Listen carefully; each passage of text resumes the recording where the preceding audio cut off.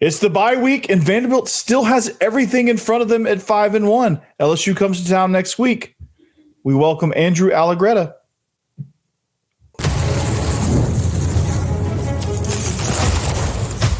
You are Locked On Vandy, your daily podcast on the Vanderbilt Commodores, part of the Locked On Podcast Network, your team every day.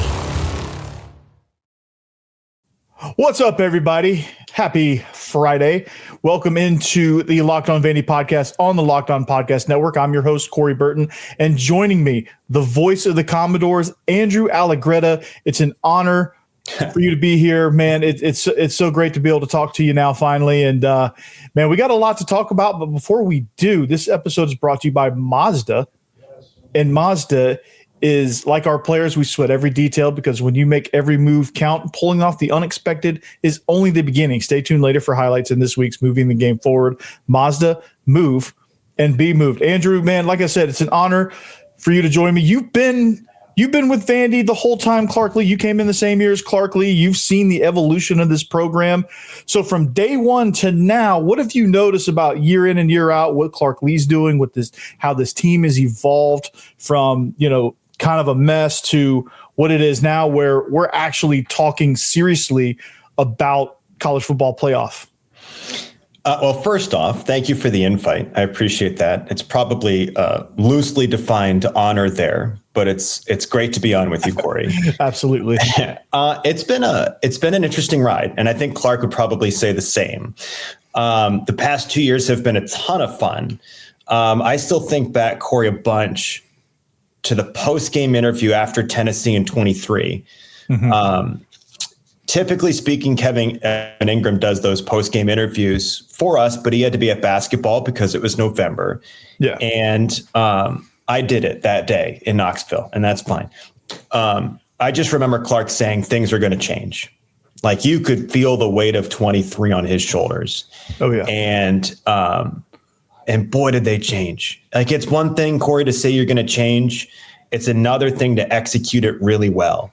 And I think more than anything, as you look back on Clark's time, and specifically the past couple of years, is how well he executed that change to diagnose what he wanted in his program and get the right people to do it. I think as much as you could talk about all of the stuff and getting started and the first game versus ETSU and whatever, and the first win versus Colorado State and snapping the streak versus Kentucky. I think back to how well so far the execution of change was from 23 to 24.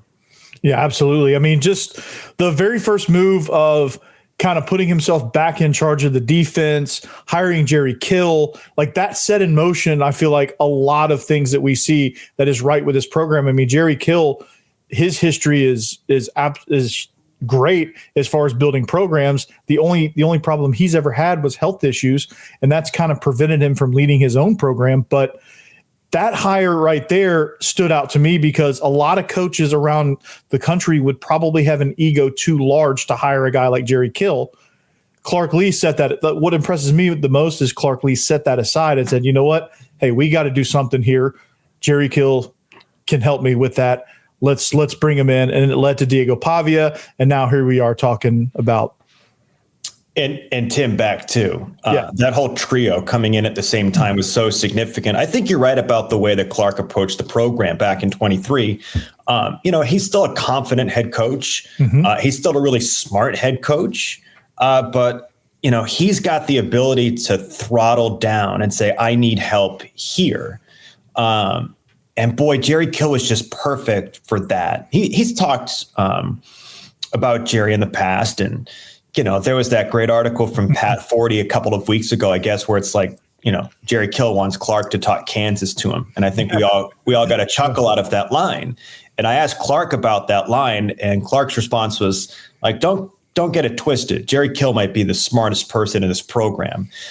So Jerry's brilliant about, and one thing Norm Jordan, our color analyst, talks about a bunch is there's 100,000 things you could think about with a college football program. There really are. You could get in the weeds about everything. Mm-hmm.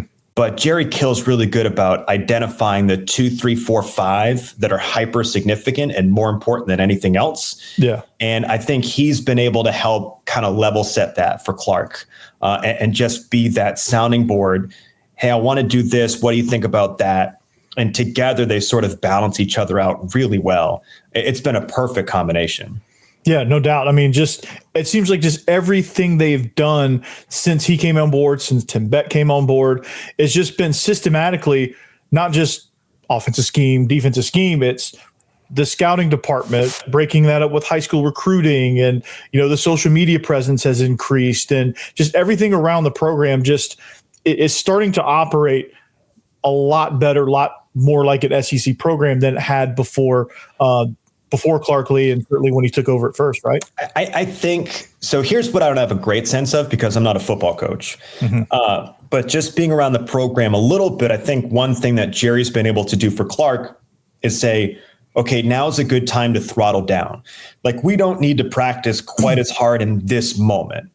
Or here's a moment where we can throttle up. Clark, by his own nature, is just a brutally hard worker. Like, he is just in there, axe to the grindstone all of the time sort of person. He's joked with us too about being obsessed with football. And I think my response was, I expect you to be obsessed with football. You're a Southeastern Conference head football coach. That makes sense to me.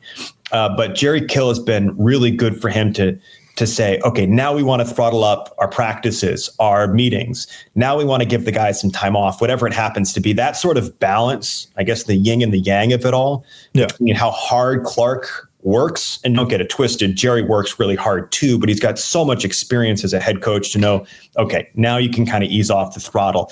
That as much as anything, I think Clark has talked about being a huge benefit for him as a head coach. Yeah, no doubt. And just those are simple things that people don't think about as far as operating practice, just knowing how many live periods to go, how many hitting days, and all of the things that go into planning a practice. Even just people don't realize what all goes into that. So, and neither do I, by the way, but Clark knows exactly how many minutes every single practice is, or how many days it's been since the first day of January meetings or whatever it is. Yeah. So Clark knows every minute detail about all of that stuff. And it feels like every time he talks to the media or you or whoever, he mentions that. He's like, we're on day 264. And you're like, how does he, it's kind of impressive. So I know. It leads us to now, you come off a loss to Alabama, you're in the bye week.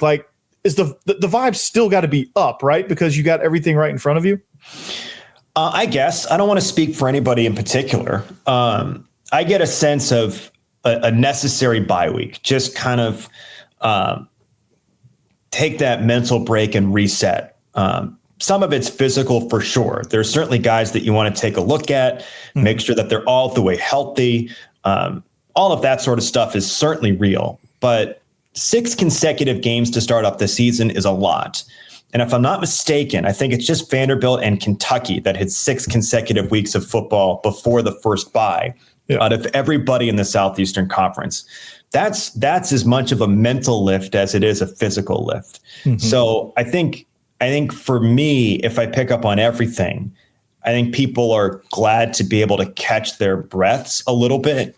And again, reset for what is going to be a fantastic stretch of October and November. Yeah, no doubt. And, coming off of the Alabama game, it just felt like things were mentally exhausted a little bit by the time they got to the second half. And they were hanging on. And then it kind of just fell apart. Diego Pavia was trying to press too hard. And those things, it's great to have a reset, right? So coming into the LSU game, that's got to be the biggest key, is just hopefully everyone's just reset and then they can go play their game, right? I would think so. I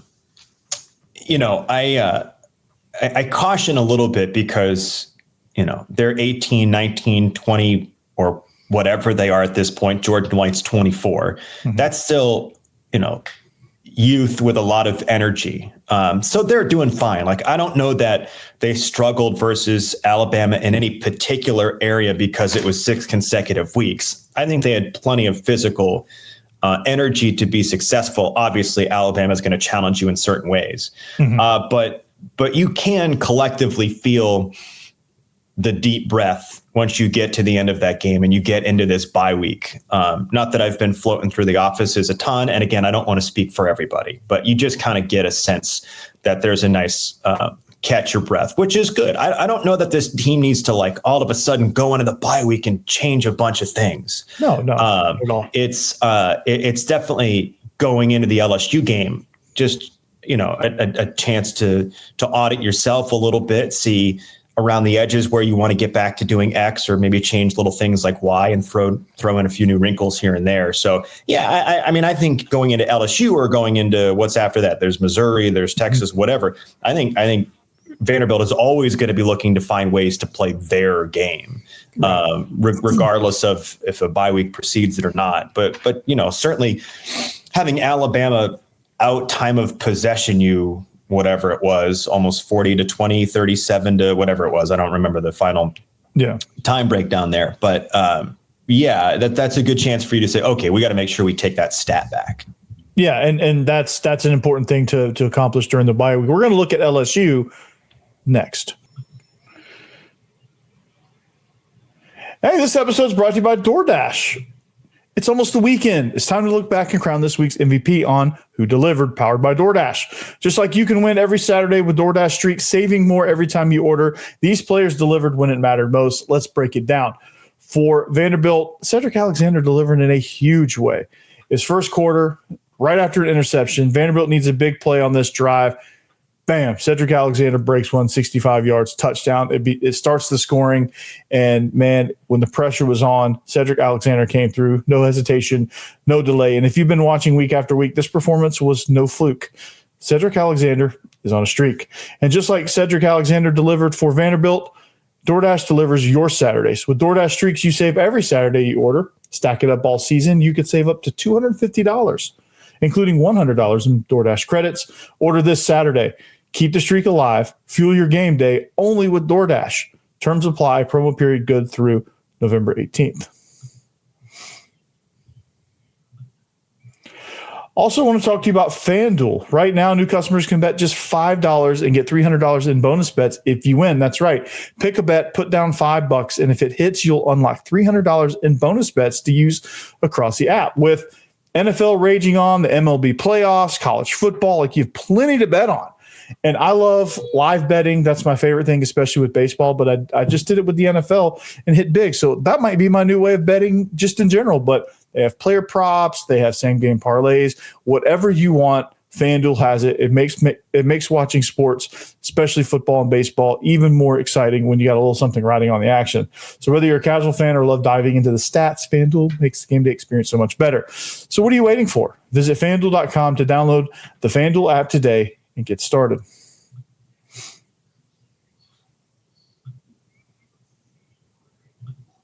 All right, we are back. Thanks for making Locked On Vandy your first listen each and every day. Joining me is the voice of the Commodores, play-by-play, Andrew Allegretta. Man, like I said, thanks for joining me. Let's look at LSU, and let's look at that matchup, because that's a team that I think they struggled a little bit at Ole Miss.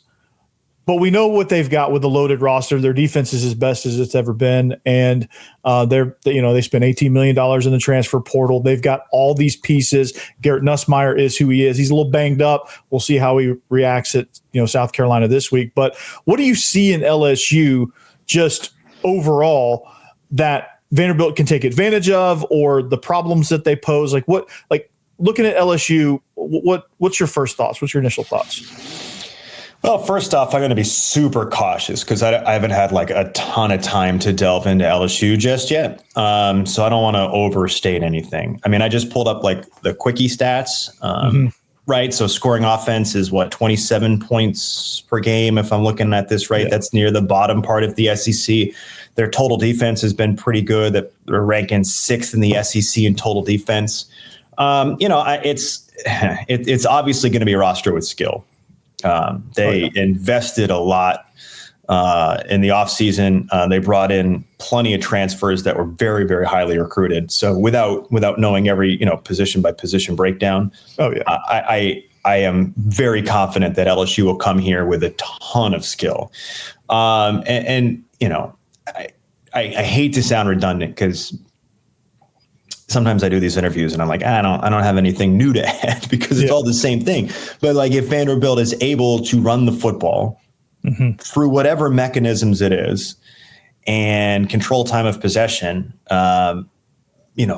you've got yourself a recipe for success. They're going to have to continue to. I don't think turnovers has been like a gigantic issue. I know they popped up certainly versus Alabama. They did, and they popped up at inopportune times. So that feels bigger. I don't feel like penalties is a huge issue, but you can tell where some of the things that Vanderbilt needs to be super successful, and they've been really good, by the way, but to be elite successful, they've got to dust up a little bit. And LSU and Alabama and whoever else are going to challenge you on the ability to control time of possession. They're going to try to rip the football away. They're going to be sneaky like Sab, and I don't know if he did that on purpose, kind of like hid behind. Yeah, I noticed that. I was like, "What? That's pretty, I don't know. That's pretty slick." Yeah, I don't know if that was on purpose or not, but and I also haven't asked Diego, like, did you still see him? Was he actually obstructed? It just looks like on video that he was sneaky. So you're going to get really talented teams making it hard for you to play your game, but I think no matter where we go, we're going to be talking about like how well did Vanderbilt run the football with SETI, with Diego, with MK Young, with whoever, and how well did they control time of possessions? Did they win the turnover battle? Like, I can't remember every last statistic off the top of my head here, Corey, but the offense has something called the 12% rule. And they've hit it. They hit it versus Utah State. And the expectation is to not, nobody's going to be perfect, but they take their negative plays, they take drops, they take penalties, they take turnovers, and they divide that by total plays. And when you get that equation, they want everything to end up at 12% or less. And it certainly didn't happen versus Alabama. There was some turnovers, there was a few penalties, there was a few drops in there. So they use that as a self-check offensively on executing their style of game. So that they'll probably go back to that and like, okay, hey, there was a play at the 50 where Junior dropped a football that could have been a first down in the third quarter. Obviously the 2 turnovers, that's the stuff that versus an LSU or anybody doesn't really matter. Like you're going to find yourself in a real fight in the fourth quarter if you can't be a little bit cleaner on that 12% rule. Yeah, and one of the things I noticed that Alabama did that the other defenses hadn't been able to do against Vanderbilt was I think they were able to kind of slow play things enough, and they were athletic enough to be able to do this. But like on that 4th and 1 play where Diego got stuffed at the line of scrimmage, the hybrid player, the star player that they had, I forget exactly who it was. It might have been Lawson, but he kind of baited Diego into pulling that ball. They kind of threw everything at SETI, and they kind of baited him to pull the ball. And when he did, he came flying down the line of scrimmage, and Diego just could not get the edge on him. Like defenses really kind of, I think you're going to see a lot of that from these defenses, like not necessarily loading the box because of what Junior Sherrill and Eli Stowers and all those guys can do on the perimeter, but really just kind of giving you the illusion that the box is loaded, but being able to get guys out on the edge and be able to almost play both sides. So that's something that I noticed with defenses, and LSU is just as athletic as Alabama defensively. I anticipate they're going to do some things like that. So there's got to be, I think a big emphasis for this team, and thankfully for the bye week, they can kind of work through some of these situations. And I've talked about it on my show all week, like work through these situations, put themselves in those scenarios, those adverse scenarios to where they have to kind of fight their way out of it and just kind of get those reps, that you learned from the Alabama game, and just really just kind of finding avenues for Eli Stowers. I think he's got to be a very important piece this week. He's been relatively quiet this season.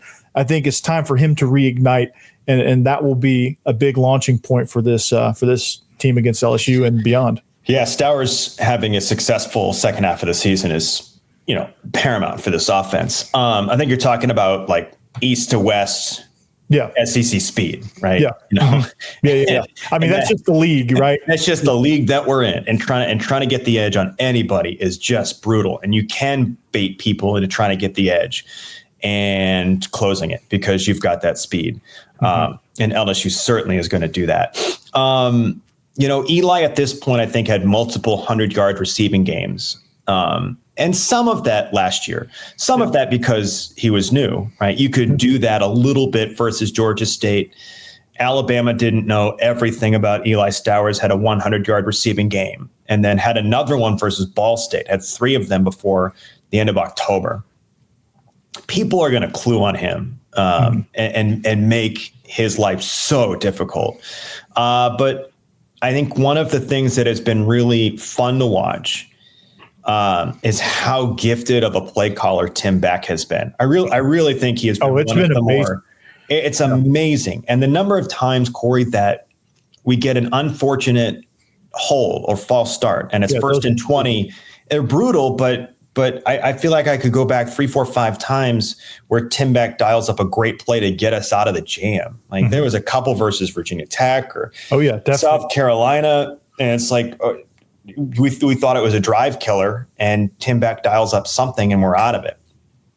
So finding ways to get Eli involved like that will be really interesting to see what he does. And one of the things too, which I have to remind myself, is just by the design of the offense, no one is going to go out and put up consistently every single week 10 to 20 touches, right? Like there's such a diversification of skills. And I think that's kind of been one of the great parts of this offense. What are we in? Let's see. In the SEC, we're still third in scoring offense at 43.2 points per game. We haven't had a 100-yard rusher yet. Haven't had a 100-yard rusher. MK got close, obviously. But part of it is just the way that they've built this team. There's so much diversity of talent that it gives Tim Beck a lot of different options. So, while getting a lot of production out of Eli is important, boiling that down to a 100-yard receiving game is not necessarily how Tim Beck's going to go about it. It's like if you are 5 catches for 50, 60, 70 yards and a touchdown, and then they used you 10 times as this really good decoy that lets Bryson Coleman get open. I mean, I feel like we've seen it from Tim Beck. And I was kind of waiting for it against Alabama. It just didn't happen based on the flow of the game. There's always somebody that sneaks up on you, like Bryson Coleman's touchdown versus South Carolina, Virginia Tech. Yeah. You can go back to last year. The game-winning touchdown versus Alabama was scored by Cam Johnson, or Joseph McVay's catch versus Missouri. He's always finding little ways to get kind of the next guy down the depth chart involved, which then my point is takes away from Stowers and big numbers a little bit. But I'm very intrigued to see how Tim Beck continues to find new avenues for offensive success this year, because there's just a lot of pieces. There may not be any one that is like, Eli Stowers is a first round potential. But after that, it's hard to say. Again, not an NFL scout. But there's just so much. Everybody's got their own little skill set, and you can just put them in the right place to be successful. Yeah, and it's just a sequence of plays with that, and it's not necessarily Eli having. And I agree completely with you. It's not necessarily Eli having a 100-yard game that's going to get him going. It's finding those clutch situations where you find him over the middle in a 3rd and 8 and moves the chains, and then you can go to Junior or Trey Richardson or back to Seti or the design run for Diego, and then come back to Eli on a screen. And then, just things that he is able to do opens up so much more. Yeah. But if he's not in the flow of the game, it makes it tough to open up those other things. And that's where I see kind of the potential challenges for this offense. If they can get him going, even a 5-catch 60 yards and a touchdown would be an amazing game, or just something where he has major impact, because I didn't feel like he had any sort of major impact against Alabama. He wasn't able to get going for whatever reason, a lot of reasons probably, but it's just one of those things that I've noticed with this offense that, it gets everything going. Seti, yes. Eli, and Diego get everything going. They get Junior going. They get Richardson going.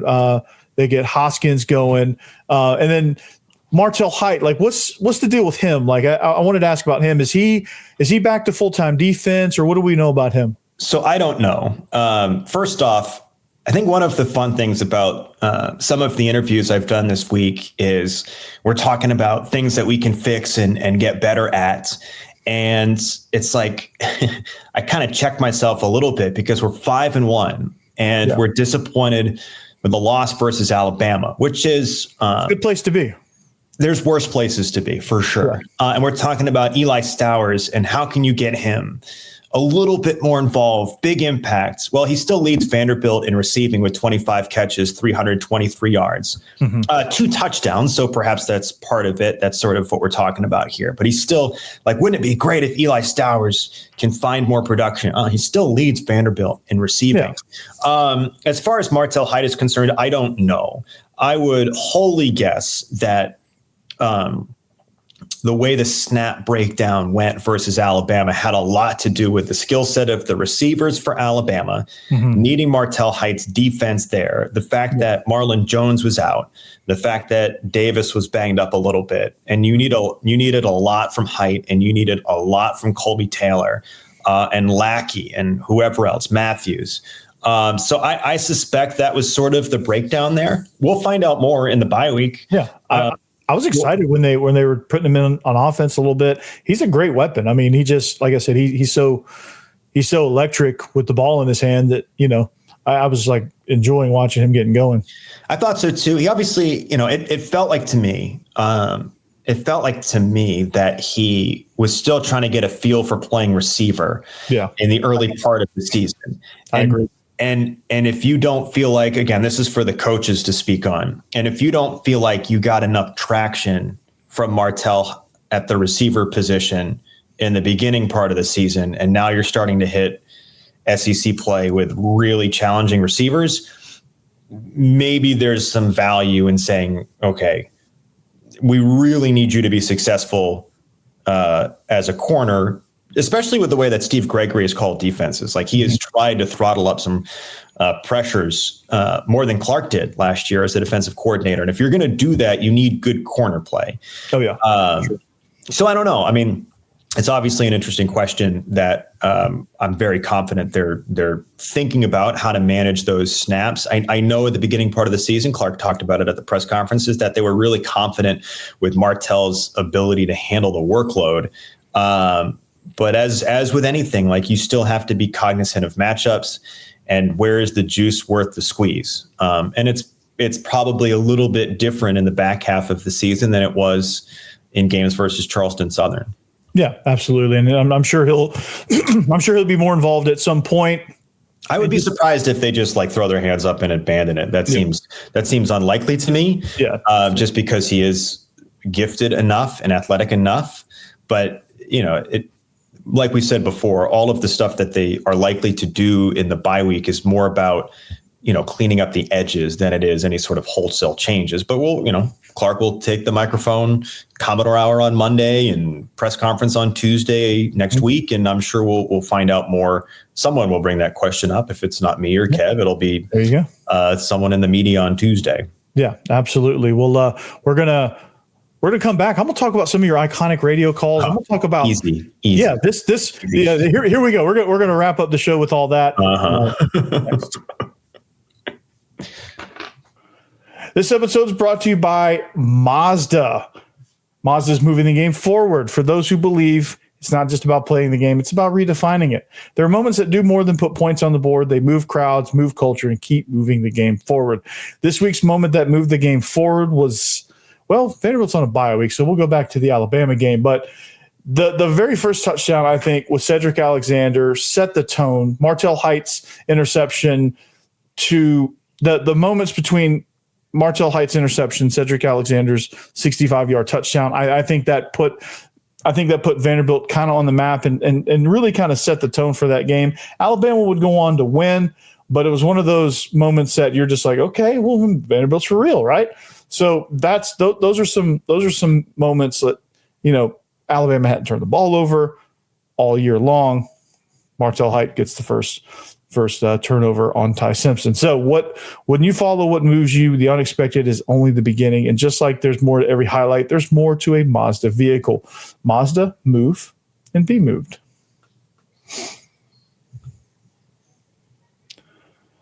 wrap it up here with the voice of the Commodores, Andrew Allegretta. Man, like I said, many thanks for joining the show. If you need a second listen, though, Locked On SEC with Chris Gordy is a phenomenal place to go. And of course, every Saturday you can catch Andrew here on the call with Vanderbilt football, and you do baseball too, right? Yes. Mm-hmm. And man, it's so fun. Like logging into social media and seeing those clips of your calls each week, like inside the booth. It's very fascinating. I'm kind of like a sports media football nerd and kind of combo. Like I love Aren't we all? Yeah. Yeah. And it's great. It's almost like you peel back the rope a little bit and go, okay, this is what it looks like inside a radio booth. Right. So talk me through some of these calls, like the one that they played repeatedly on game day and throughout the week leading up to Alabama. Would you say that's probably your favorite call? Do you have a favorite call that you? First off, Chris Gordy is a great guy. Yes. Awesome. So highly recommend that. I don't know. I mean, it's really surreal, appreciated, cool. It's hard to not use that word, to see the Alabama clip get played the way that it's been played. I remember in that moment a couple of different things. First off, just get it right. Number one, just don't get it wrong. I remember talking with Norm in one of the breaks. I'm like, I'm 99% sure, but this is the biggest win they've ever had, right? And he's like, oh, 100%. So once I got the green light from him on that, it allowed me to approach the moment a little bit differently. I remember during the call, my voice was really giving out. Mm-hmm. I was like, we just got to get to the finish line here. Yeah. I really try not to overscript things. Right. I know with me personally, like I need a little bit of a jumping off point. So is this real life part of the call? I knew if we were going to win, that's how I was going to start it. Mm-hmm. Everything after that, I just sort of let flow. Just let it go. Yeah. Yeah. I don't know. I try not to overscript a bunch of stuff that we do, but I do know that just, giving the car a little push down the road helps. So whether it's my favorite or not, I don't know. It's just, it's been really fun to kind of watch that unfold. I mean, I'm really, really super happy for the program and for the players. And I'm super happy. I'll remember driving home from the Bama game last year and hearing our fans call up 102.5 and talk about the 1969 game or the 1984 game. Mm-hmm. There's also part of me that remembers when I was in school, like practicing play-by-play and like, going to high school games and cutting demo tapes and whatever. And, fast forward 15, 20 years. And it's like, okay, you actually get to do this for a living, is pretty neat. So I get, the Alabama one is for sure the most notable one. I don't know that I sit here and be like, I have a favorite, but I still get to look back on that one with some fondness. I hope we have many, many more to come, especially this year. Mm-hmm. Maybe next week. Maybe as we push into November and December, and as Diego says, January. So yeah, I don't know. Favorite's a really hard word to put on it, but I do take. I am able to smile a little bit when Netflix is using stuff and College Game Day is using stuff. It's just it's neat. I mean, like there's different avenues in sports media. There's different avenues in play-by-play. There's the local home team announcer. There's the network announcer, and for me, I enjoy being part of a community.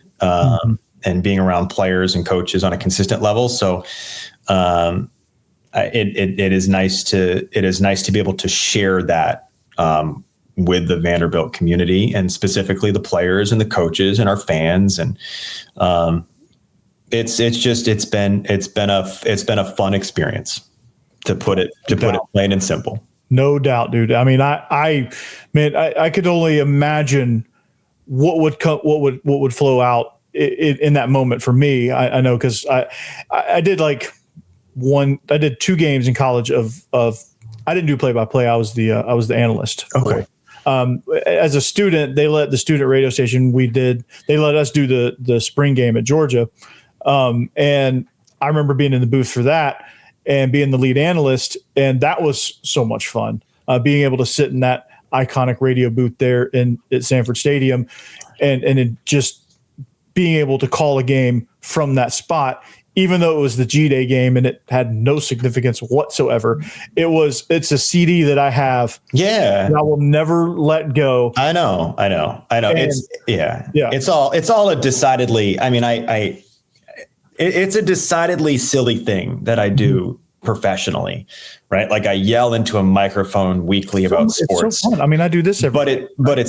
But it's fun. I clearly made a strategic choice when I was younger. Like that seems to be a thing that I would enjoy to do. And here we are 20, 30 years down the road after being like, that seems like something. Yeah.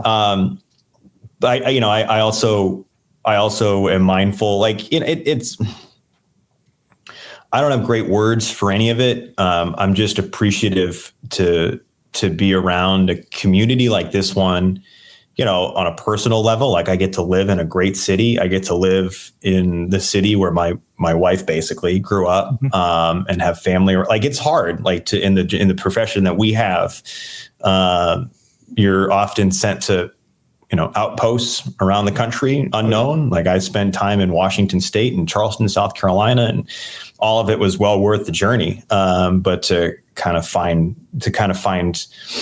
the moment here has been a lot of fun. And I circle back to all of the people that I know have invested so much time into the program, whether it's Clark or Diego or Jerry or Tim Beck or any one of these people, and all of the fans that have bled for Vanderbilt for years. Like I just get to be the person that's up there yakking into a microphone. But I know there's so much emotional investment. It's been fun to kind of take the past 12 months journey with all of those people. So it's been cool. Well, absolutely. And you're yakking into a microphone is part of an iconic moment in Vanderbilt football history. So that's got to fire you up. And what fires me up is you coming on the show and just chatting with me. And I appreciate it, man. And we're going to wrap there, but man, it's been great. And hopefully you enjoy your bye week, and we can get back after this thing next week against LSU. I will thoroughly enjoy the bye week, but I think I said at the end of the Alabama game, and I felt it, and I still do. Like, and I felt it with the baseball team this past year. It's like we had so much fun with that team. It's hard for, like, you just want to get back out there and call more games. Yeah. So I will thoroughly enjoy the bye week. I will get the mental reset as much as anybody else. But trust me, when LSU rolls around the 18th, am I getting that right? Yeah. At whatever time it is, 11:45, I will be thrilled to start talking Vandy football again, because it's been a joy of a group to be around. Yeah, absolutely. It's been such a fun group to cover. I launched this Locked On offered me a week before the Tennessee game, and then we launched early December of 23. And then, so good timing. Yeah, very good timing, right? Very good. So this thing has grown with me as well. So I've enjoyed it. I've enjoyed covering last year's group and this year's group, and, the basketball teams and seeing the evolution there, and the baseball teams that I've covered so far, seeing the evolution of that and watching Tim Corbin work. And man, it's been great, man. Here, like I said, logging on to social media, hearing your home run calls or your touchdown calls, or whatever other calls you have out there, it has been great, man. It's been a lot of fun. Yeah. Hey, come join us at First Bank for LSU. For anybody that's out there, if you can't, certainly we enjoy you, listening to our calls and, making us a part of your game day, wherever and however you do it. But if you've got the means, the ability, the desire, come join us inside First Bank. We want to get that place rocking for the black and gold instead of the purple and gold. Exactly. And it's going to be a rocking environment still, I think. Lots ahead of us. But Andrew, thanks for joining us, and enjoy the bye week. If you travel to any games, be careful, be safe. As always, anchor down.